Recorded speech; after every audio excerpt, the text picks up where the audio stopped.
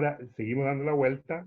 Recuerde que luego vamos a hacer la posibilidad de que la gente pueda participar con preguntas.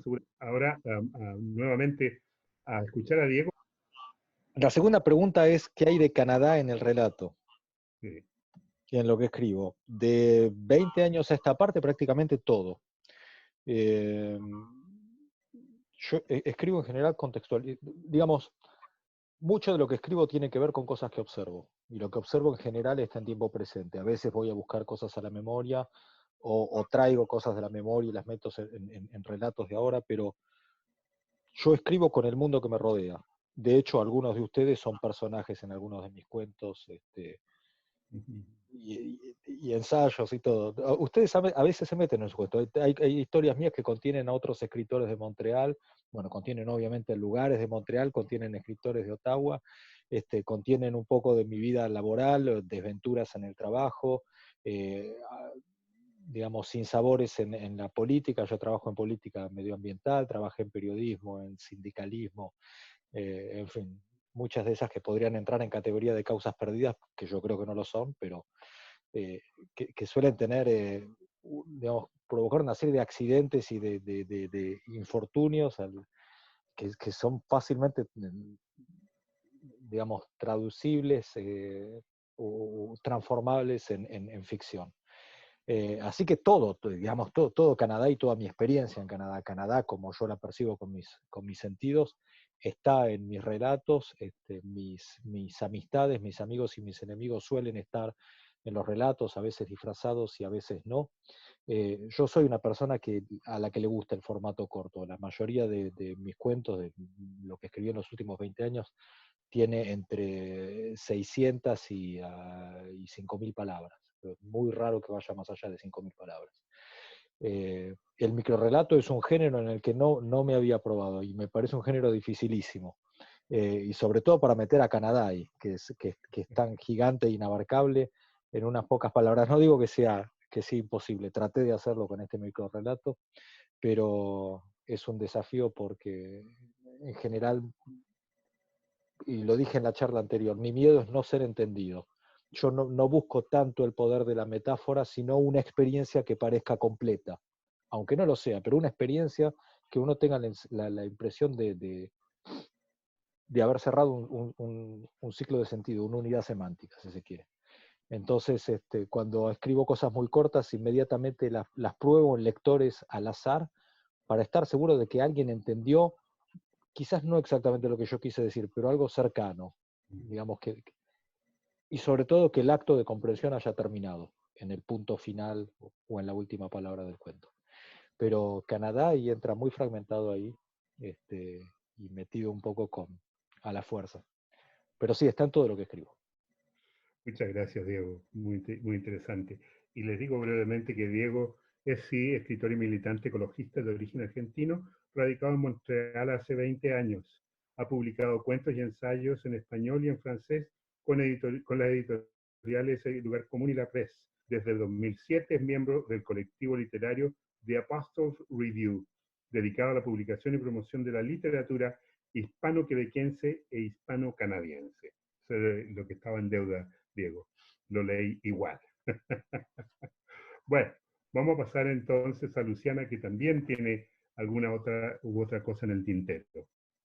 Me entusiasma el tema de las influencias y de los microrrelatos y qué escritores y esto y lo otro. Como lo dije la primera vez que nos presentamos todos, cuando presentamos el libro en general, sí. Primero, y una cosa que no dije, bueno, hablé de Lydia Davis. Lydia Davis es mi ídola. Es la escritora de microficción americana por excelencia. Hay otro autor que ella también apadrina, que es taxista en New York, que se llama Osama Alomar, que escribe unas historias breves fascinantes, donde hace la combinación entre la cultura árabe y su estadía en Nueva York. ¿Cómo llegué al microrrelato? Llegué a través de la poesía. Mi primer poema lo escribí a los 8 años, mi segundo poema lo escribí 30 y pico de años más tarde. O sea, por mucho tiempo solamente viví y leí. Y escuché. Me acuerdo, hablando de microrrelatos, mi abuelo vivía con nosotros, y cuando estábamos aburridos nos contaba historias. Entonces cuando Daniel dice que los microrrelatos son anteriores a la tecnología, es verdad, son los cuentos que nos contaban los abuelos, o al menos el mío. Me hacía cada historia y no duraban ni medio minuto. Y todavía me acuerdo y eran muy cómicas. Y bueno, y mi abuela también. Cada uno tenía un personaje. Mi abuelo elegía siempre un chico que se llamaba Raúl, y mi abuela una que se llamaba Luisa, que hacía todas las cosas malas que una chica tiene que hacer. Así que si alguien se llama Luisa, lo lamento, pero es un nombre que aborrezco, gracias a ella. Además. Bueno, en fin. ¿Qué más? No sé. ¿Qué lecturas? La biblioteca de mi papá. No sé, había muchos libros, y yo dormía en el living. Vivíamos en una casa chica, en un sofá cama chiquito que se acomodaba en los años 70, justo en el momento en el que después se puso fea la cosa. Entonces, no sé, antes de 1976 abría los ojos y veía la biblioteca de mi papá, sus libros de texto de cuando estaba estudiando historia, o a Roa Bastos, a todos los del boom latinoamericano que le encantaban a él. Miraba hacia adelante y veía los discos de Mercedes Sosa, Quilapayún y todo eso, que después desaparecieron. Entonces, esa biblioteca un día me mudé, desapareció, y bueno, pero las historias y los títulos, las portadas quedaron ahí.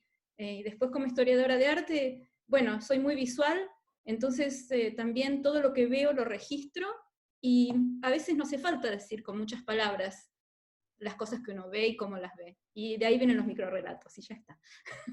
Muchas gracias, Luciana. De La nada. gente que está viendo, si hay preguntas para Luciana, la vamos a hacer una vez que terminemos esta segunda vuelta.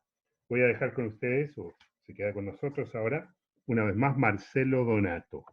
Muy bien incursionado en el microrrelato. Yo creo que incursioné en el microrrelato gracias siempre a Ramón, que me pedía historias para la radio, y ahí le mandé 2. La mesa de al lado fue la primera, y la campera amarilla.